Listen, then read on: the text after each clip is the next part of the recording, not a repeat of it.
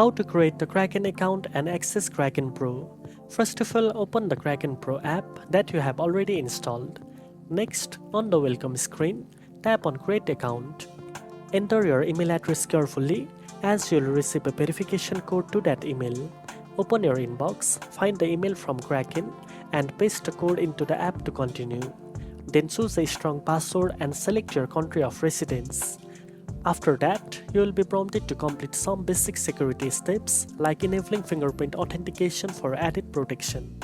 Next, you will be asked to complete identity verification.